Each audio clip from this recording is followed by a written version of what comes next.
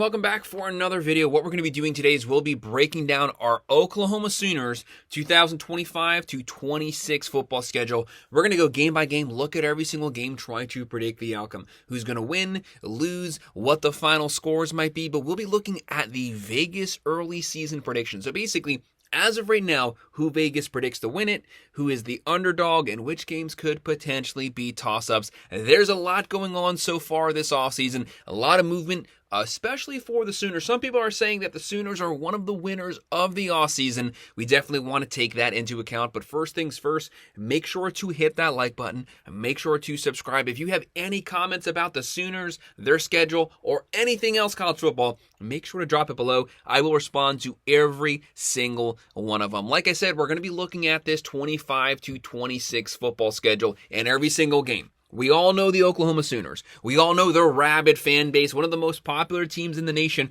one of the most successful college football teams of the last 25 years. It is what it is. We know Brent Venables. The biggest thing that changed for this team was the addition of the transfer portal quarterback John Mateer. That is a complete game changer. We know Oklahoma went from the Big 12 to the SEC. First season with Brent Venables was kind of a shaky one. Second season, very successful second season, 10 wins. Obviously, you had Dillon Gabriel come in there. This team showed what they were capable of with the Brent Venables defense when you have a legitimate quarterback there for just one season.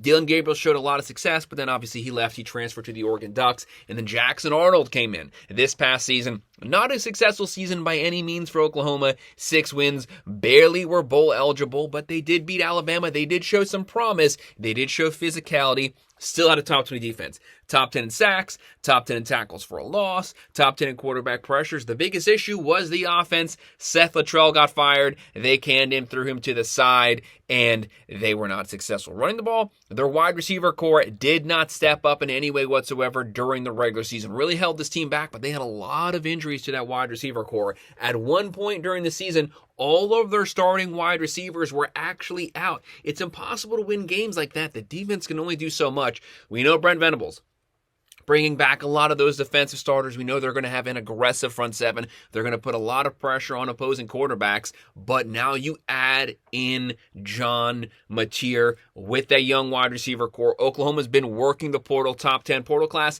top 10 recruiting classes. This is a top 10 overall roster. I said last season, Jackson Arnold, I wasn't buying it. He was not an accurate passer. He had too many turnovers, too many interceptions that plagued him this past season. You can't say that about John Mateer. John Mateer, some people might say, is going to be an early season Heisman finalist guy. I'm not saying he's going to win the Heisman, but his name is probably going to be mentioned at some point for the Heisman. This is a guy who can get you 3,500 passing yards, 800 to 900 yards on the ground. He can get you 40 to 45 total touchdowns, passing and rushing. That's going to lead to some success. Now, last season, I'd say, probably the Florida Gators had the most difficult schedule last season.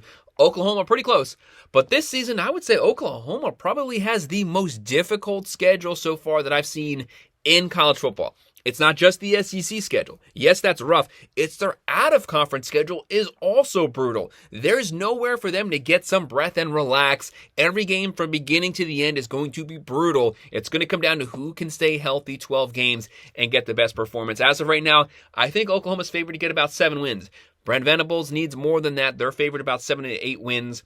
I need 8 to 9 wins at least from Brent Venables to solidify that job there and solidify that momentum going forward. Obviously, John Mateer coming in, you're bringing in Ben Arbuckle from Washington State. John Mateer very familiar with that offense because that was his offensive coordinator at Washington State. It's going to be an air raid. They're not afraid to run. It's a multiple air raid offense. They still line up. They still running at you. They're still physical. And John Mateer, it's what he can do mobility-wise. That is also a game changer here. When you're looking at that schedule there on the screen, the games that are in blue are the early season. Now, this is Vegas. This isn't me. This is the early season. Vegas is saying they are obviously going to win that game. It's not up for debate. So the ones that are in red are the games that they are the Vegas underdog early season. I'm not saying they're going to lose. It's just as of right now, they are listed as the underdog in that matchup. And the yellow, that's all the toss-up games. Not saying they're losing those games, not saying they're winning those games. Those are the 50-50 games. They can go either way because all those teams had a lot of changing factors, and we haven't seen a lot of these teams on the field yet, so we don't know fully what next season is going to look like. Oklahoma has a lot of changes, but some of these other teams have completely new quarterbacks as well, so we'll just have to wait till we get a couple games in to have a better sight of how that game's going to line up. But I think Oklahoma has a really good shot in all of those toss-up games. So let's go ahead and get started running through these games and breaking them down. And make sure, guys, hit that like button, subscribe button. Make sure to drop whatever you think about this team. If you are an Oklahoma fan, let me know in the comments. Tell me what it's looking like from your side of things. They kick things off Saturday, August 30th versus the Illinois State Redbirds. Obviously, this is a Blue Star. Oklahoma's favored this game. They're going to win this game. Don't sleep on FCS Illinois State. The reason that I said that is this is actually an FCS playoff team from last season. They went 10-4. Very talented team. But we like to say what it is. Oklahoma's going to beat the crap out of them. They're probably going to blow out. It's probably going to be a 48 or 50-7 game. They're going to win that handedly. Then that brutal out-of-conference schedule. Saturday, September 6th, number 21, the Michigan Wolverines out-of-conference game. But thankfully, they are playing it in Norman, Oklahoma. That definitely helps them. This is a tough game. This is a physical game. You'll see that as of right now, I have this marked as a toss-up because Michigan, extremely physical. They're going to line up in that eye. They're going to run it right at you. They have the number one player in high school. They have Underwood coming in as the quarterback. But this is going to be his first true test. He's going to be a freshman, probably starting here. That's a lot of pressure versus an aggressive Oklahoma defense. They're not going to show you much that first game. They're going to be saving it for this game. They're at home. They're going to pin their ears back. They're going to come at Underwood, try to confuse him, try to get some turnovers, try to force some errant throws. They will be able to do that. It's a tall task to ask Underwood to go to Norman and beat Oklahoma on their own field. As a true freshman, probably his second game ever playing. I don't know that that's really possible, but you have to respect Michigan. They finished last season. They beat the national champions, Ohio State, and then they beat Alabama in the bowl game. They can line up with anyone, and they can beat you when they force you to play their style of football. But Oklahoma, with Brent Venables at the helm, is still a very physical team. Michigan, the number 5 overall recruiting class this past season. They are talented. They are loaded. They have Sherrone Moore played at Oklahoma. This game is personal for him. He wants to win this game, finished last season with a lot of momentum. But it is a lot to ask. I'm going to lean Oklahoma to be the favorite here to slightly pull this game up. But as of right now, it's still going to be a toss-up the way that Vegas has it listed. Then after that physical game, they get a little bit of a breather here. Saturday, September 13th at the Temple Owls. Kind of a weird game. They go all the way to Temple to play in Philadelphia. They're obviously going to be favored here. They're going to beat the brakes off of Temple. Temple was, 3-9, 4-8 last season. They were bad. One of the worst defenses. They're going to have no fans there. It's going to be all Oklahoma Sooner fans. They're going to win it big. If they have won the Michigan game, you're starting to see a lot of momentum because at this point, they're probably going to be 3-0 going into SEC play. And this next game is going to be a really interesting one. Saturday, September 20th, the Auburn Tigers. Again, still coming to Norman, Oklahoma. So this game is going to be a toss-up here with Auburn. You have to respect Hugh Freeze. You have to respect what he's done in the past. He's won games when he was the underdog. He's a great coach. He's a great offensive-minded coach. But Auburn has not had a winning season since 2020. This is a team that's been struggling, but when you look on paper, they are a top 15 team, blue chip-wise, talent-wise, 4- and 5-star players. And guess who transferred there? Jackson Arnold, the quarterback from Oklahoma. If he gets the nod as the starter, he's going to be playing Oklahoma. Oklahoma definitely knows how to play them, but maybe he'll fit into Hugh Freeze's offense better. We don't know. But as of right now, I think that Oklahoma's salivating at their chance to get Jackson Arnold. Sooners, they gladly gave up Jackson Arnold because they have John Mateer, a legitimate quarterback number 1. When you're looking at Auburn, though, they know how to work that portal. They have Singleton Jr. coming over from Georgia Tech. They have Chaplin coming over from Virginia Tech. This is a talented team here. They're going to have a physical defense, a great secondary as well. I have this game listed as a toss-up. It is an SEC game. Oklahoma beat them last season, but like I said, if you put a gun to my head and you made me pick a side, I'm going to pick Oklahoma to win this game still. Then they get that bye week Saturday, September 27th, and then Saturday, October 4th, Kent State Golden Flashes again in Oklahoma. They're going to be favored here. If they've won these games so far, they're going to be 5-0 here. They're going to be, moving up that top 25. A lot of momentum, but that second half of the season is where it is so brutal. They have to make sure they win as many games that first 5 as possible, because that final 7, it's going to be rough. But obviously, Oklahoma is going to beat Kent State, and it's going to be a beatdown. This is the old massive rivalry, obviously. One of the biggest rivalries, one of the best rivalries in all of college football and all of sports, versus Texas, number 2 preseason Texas Longhorns. This game obviously going to be in Dallas at the neutral site. Texas, you have to take them serious. I have this game listed as this is the first red star for Oklahoma. This is the game where, as of now, Vegas has them listed as the underdogs this game. It definitely makes sense. Texas beat Oklahoma last season. 34-3, complete beatdown, completely owned them. Texas has made back-to-back playoff games. They almost made the national championship this past season. They made one previously. Very talented team. Arch Manning, though, stepping over into that starting quarterback role. We haven't seen him as a starter for an entire season. We've seen him kind of in and out throughout games, started a couple games throughout his career, but now the reins are his. How does he fare here? They've lost a lot of wide receivers to the NFL, but they know how to replace them. Steve Sarkisian, great coach, top 5 overall offense, very talented team. They had a top 5 defense last season, a top 3 defense last season. They lose a lot of starters to the NFL. But Hill, Jr., that linebacker core, they are going to be elite still. We'll still have a top 10 defense. We'll still be physical. Oklahoma can probably match them blow for blow on defense. Will John Mateer do what Dylan Gabriel did and be able to beat Texas his lone season with the Oklahoma Sooners? Very possible here. This game, some might say that it's a toss-up, but as of right now, Texas is heavy Vegas favorites. That's why I have that listed as a red. And for sure, probably their most likely loss so far through that first 6 games.